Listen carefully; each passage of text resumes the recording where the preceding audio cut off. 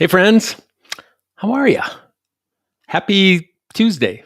Normally noon, but we've shifted this to 4 o'clock because I think you all are doing working lunches at noon.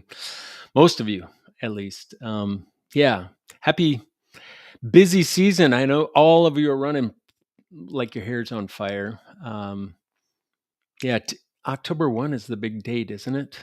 At least, I come from the K-12 environment, and October 1 was, ooh, these are our real numbers. Higher ed, not quite sure. I think you use that date, as kind of your close date for final enrollment for fall. Anywho, hey, look at this. Huh? Max. Grandson Max. Dude. Yeah, crazy Max. I heard a statement just yesterday, actually, on the airplane. My seatmate last night said, when you're born, when you're born, this was a minute ago. This was a minute ago. But when you're born, you kind of look like your parents, right? But when you die, you look like your decisions. Yeah, let that kind of sink in. How about that for a hook? Not sure if we're going to tie that in, but that one was pretty heavy. That one was pretty heavy. Yeah, let's talk about decisions and habits and the decisions that you as leaders are making. Really, I mean, if you think about it, the only reason why you're keeping your preferred parking spot on campus is because you are making amazing decisions. That's the only thing that you, as the leader, or you on the leadership team, you must do very, very well. You've got to make great decisions. And what do you need in order to do that? Lots of stuff. But I would argue time and time again, you've got to have a trusted team that's going to give you really good data, right? The kind of the ground floor truth. I'm sure the military calls it something like when we're making huge strategic decisions, you got to know from the ground what is, right? And what isn't. So, yeah, happy decision making to all of you. Yesterday was just a big fat turd of a day for me. I don't know if I can say turd in the live stream, but I am so grateful that there is this thing called next day. I never want to live in that reality of yesterday. And it was such a privileged reality as well. So just for perspective. Um, but I rented a car and went to a campus that I never actually arrived at because the car was an EV and the trail didn't have very many charging stations. And they did have a number of them that just didn't fit this EV. And yeah, this dude ate a ton of humble pie yesterday. Called the president and said, "Boss, I'm stuck." I I had to pull off, and the nearest charging station that was legit for this vehicle was way off the trail, and I'm not going to make it. So very very generous folks, and yeah, I'll be returning on Monday, but yeah, perspective, right? And nothing against EVs. I think if you got a routine, if you got your own habits, that was a decision. Actually, I didn't make that decision and called the rental car company that rhymes with flirts. There you go. Uh, I called them today to say, here's the deal. This was the only car in the lot. You kind of forced a hand. I didn't. This wasn't my first choice. Guess what? They made it right. They made it right. So there's a good infomercial, if you will, for flirts car rental. Huh? Go ahead, send some stuff my way. Flirts. Yeah, always taking sponsorships. Coffee's always good. Anywho, let's get to it. Let's get to it. It's September. Got another week left, and your enrollment numbers are going to be final, right, in October. I hope you're up, but I just did. We hire panels that do lots of research for us, and just heard that roughly 60% of institutions are down in enrollment. I think that's because the planet is down in people right now. So, and we flog ourselves, don't we, to go, we're not pedaling hard enough. We're below target. And if you're part of that student affairs division, I think take a good healthy gulp of ownership, yes, but also realize that it's a whole different game today, isn't it? And if we're still using some of the old playbook that maybe your predecessor used, it is time for a 100% full reset, factory setting reset, right? In our thinking. Board members, I've heard stories. Your board panics when enrollment's down, and they start thinking, I would say, silly thoughts, stupid thoughts sometimes about, well, you know what, we should probably go out for an operating levy because we need to. Our facilities aren't like the neighbors' facilities, and they've got turf over there and their lacrosse fields, and we're still playing on the and we just keep playing this comparison game as we look at the amenities, right? The amenities. Yeah, maybe your buildings look dated, but I'm just loving on what's happening inside of our buildings. And let me just give you some perspective, because this is what your board won't do. They won't ask families uh, with the means that are choosing another school over your school, right? Um, why your district lost 200 students to some pop up, right? Maybe a charter school just operating out of a strip mall.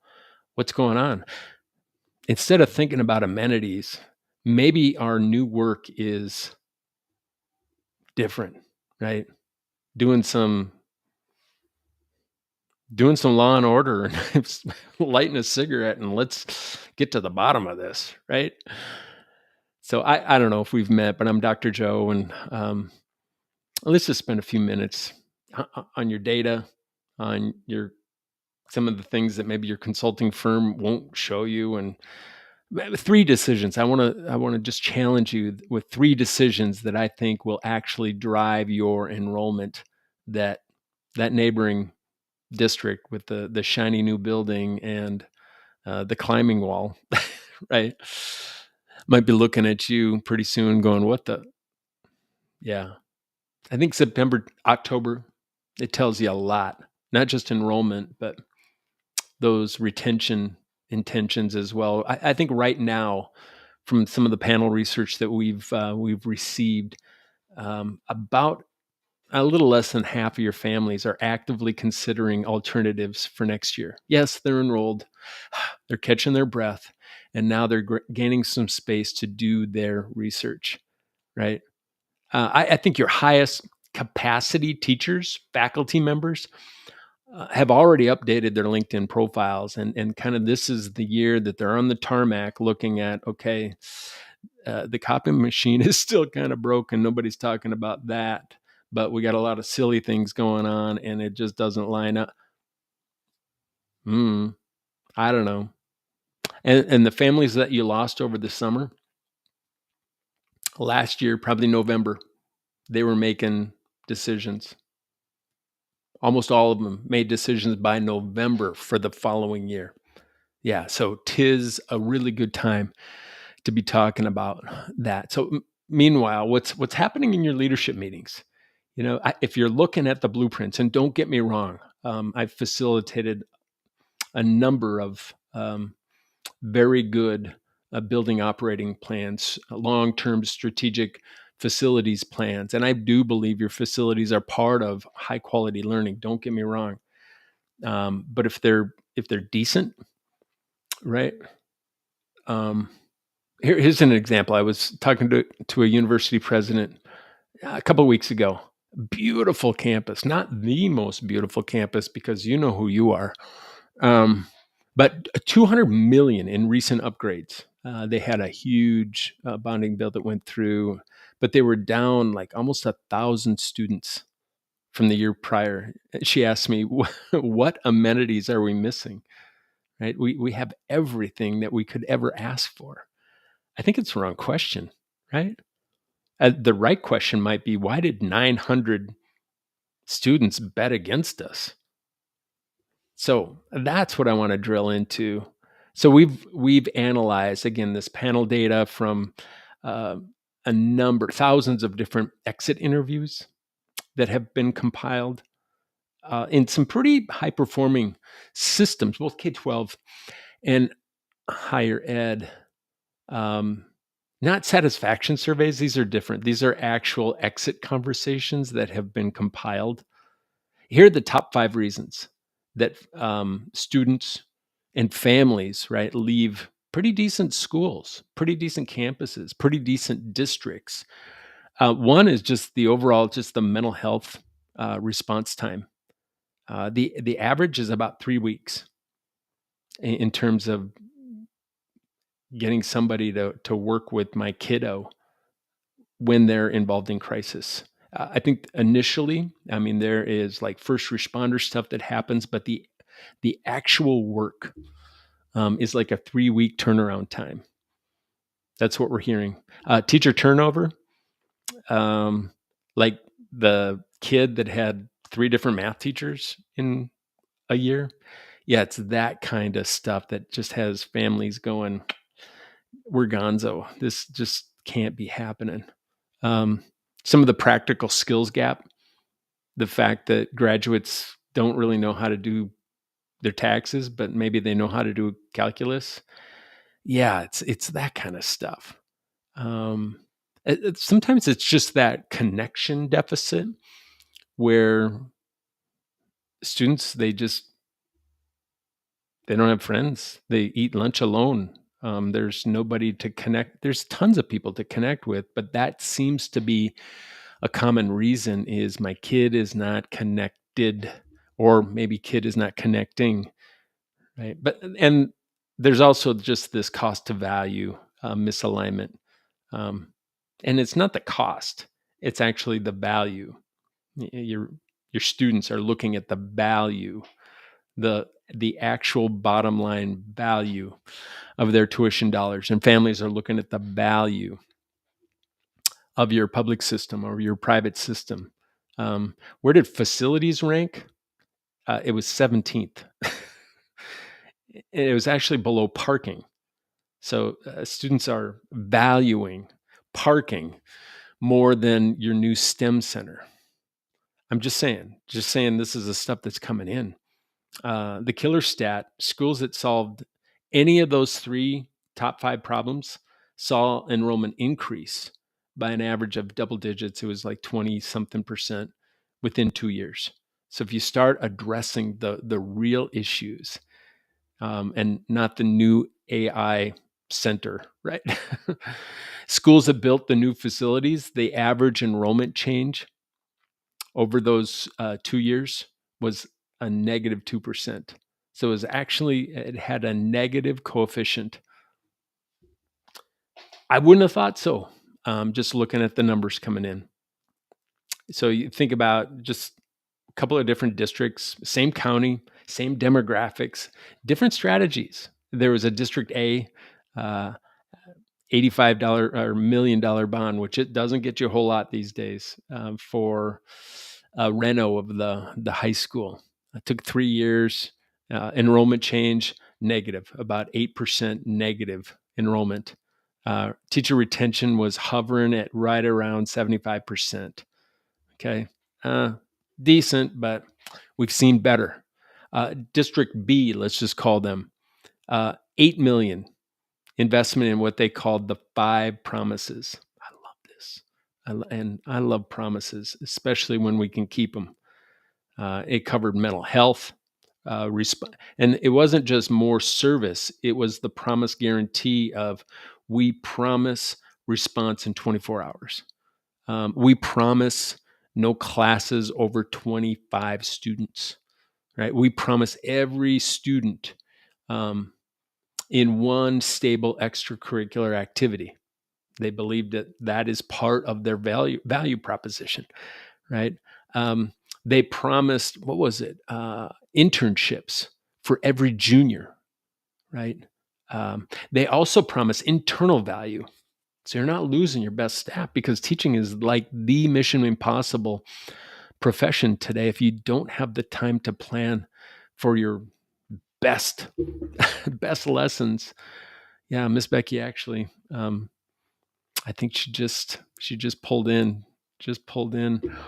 um, and she'll be planning tonight. But teacher planning time doubled in these promise schools as well. Doubled in the timeline that it took this District A to build new building or reno the high school. 3 years. All of these promises were done in literally about 9 months. About 9 months. The enrollment change over this 3 year window, about 22% up. Teacher retention went from that 75-ish to hovering over 90%, about 93% teacher retention. Yeah. I think District A, the one building, is now hiring District B's consultant. That's that's about how it goes, right? It's all about behavior economics. It showed that humans make complex decisions based on 3 factors, max, not 10, not even 5. 3. 3. So think about that. Your families are making 3 decisions about you. 1, decision 1. I got to wet my whistle. Do you see my kid? And I think on the combo lock, that's probably the first number. Do you see my kid? Not their test scores, them as a human, right? Second one, are they preparing them for reality? Not college, reality. Can they function as adults? And I'm going to fight to say, yeah, the parents' role in partnership with every campus, every school, every district is so important to that end, right? But are we preparing their kiddos for a real reality? And lastly, is this sustainable? Not financially, just emotionally. Will my kids survive your system? That's a biggie. You know,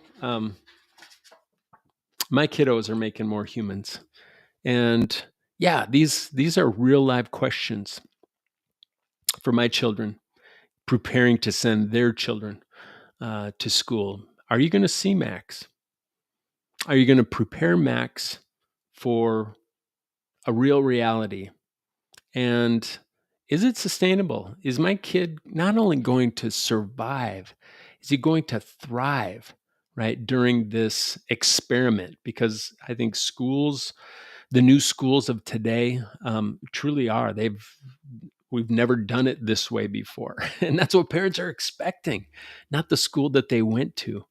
But the school that is actually going to create the conditions for their kiddos. Everything else, your rankings, your facilities, your amenities, your programs, it's honestly, it's noise. It is noise.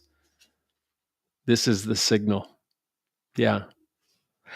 Actually, a private school in Connecticut, I was just reading, tested this a little bit. They stopped marketing everything except your child will have one adult who knows them deeply.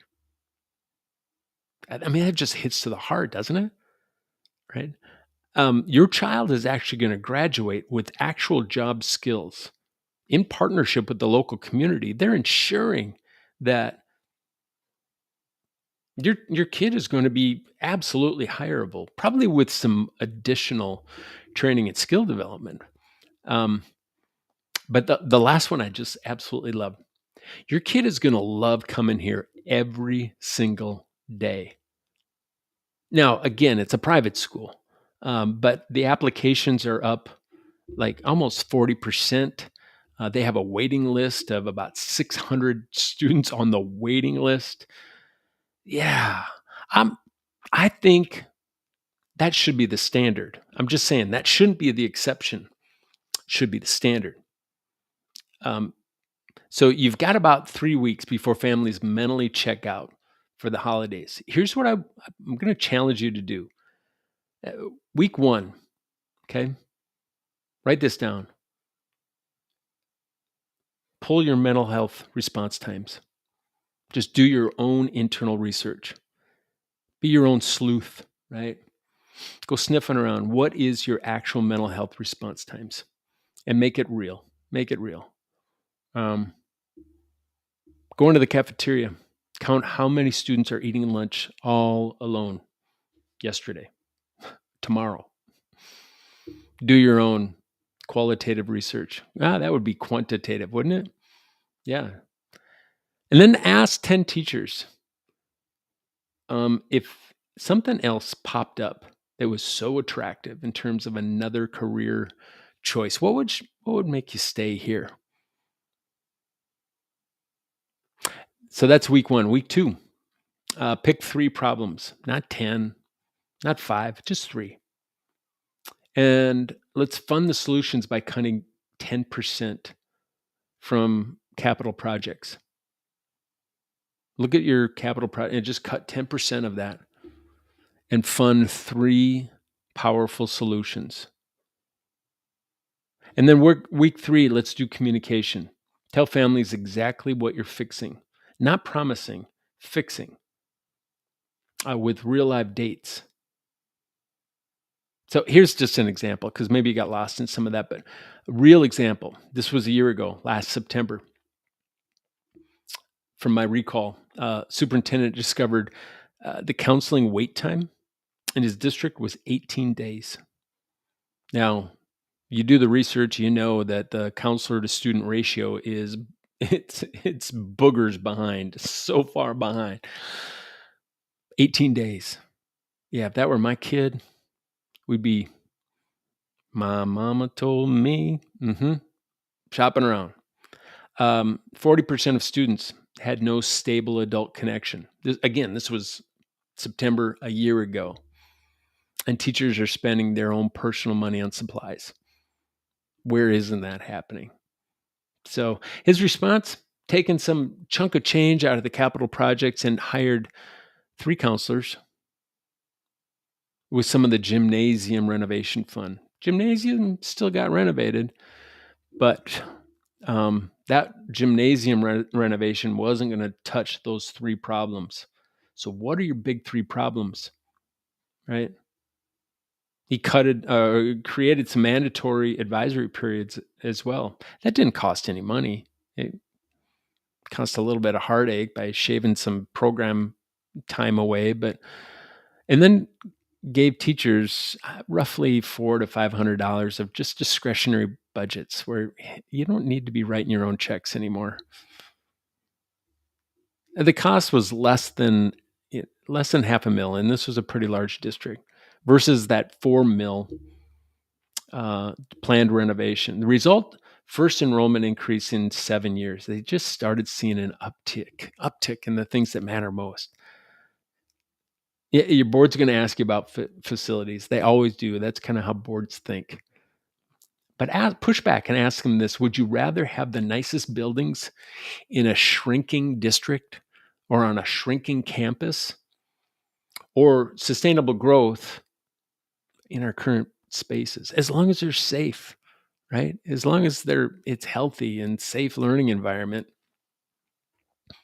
Here's the truth. Families, they're not choosing schools anymore, campuses anymore. They're choosing futures. And futures, they're not built with bricks. They're just not. And I'm so sorry if I'm getting in the way of your big campaign right now. Do this plus that. Yeah, your futures are built by humans who have got a core value of just give and fill in the blank. Yeah, by humans that give a blank. So here's your October homework. Calculate your actual mental health response time. Count what percentage of your budget goes to buildings versus humans. Do it right now. Yeah, in this season.